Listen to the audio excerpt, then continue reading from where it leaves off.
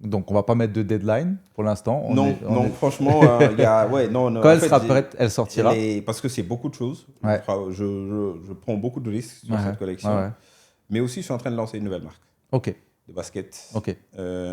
Parce que Est-ce que les gens le savent ça déjà ou certaines personnes le savent. Ok. Mais pas le public. Donc Exclusivité là, pour moi. voilà, tu vois, le public le sait pas. Le public ne le sait pas. Voilà, là, c'est vraiment la première fois que je dis ça en public.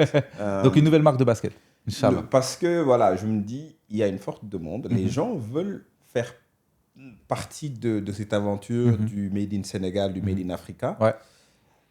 Aujourd'hui, il y a quand même, entre-temps, moi, quand j'ai commencé, il n'y avait pas, mais entre-temps, je crois que même à partir de 2016 ou 2017, il y a eu déjà des marques qui Qui ont sont commencé nées à créer. Ok. en Afrique, que ce soit en Éthiopie, on a Sawa Shoes, il y a eu Pan-Africa. Aujourd'hui même, ici, on a un truc, comment il s'appelle? On a Rodrigue, Goya, Oui. tu vois, enfin, où voilà, il y a plein de gens qui font de très belles belle choses, chose, ouais. tu vois.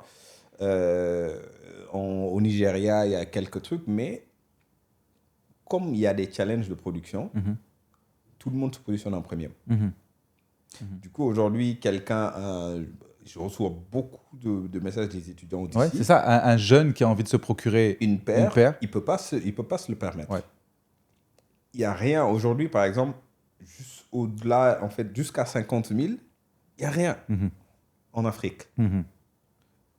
Et comme voilà, j'ai eu un peu d'expérience, en tout cas dans la production de chaussures, de basket et tout, je me suis dit, bon, c'est pas normal quand même que tout le monde ne peut pas en profiter. Tu vois.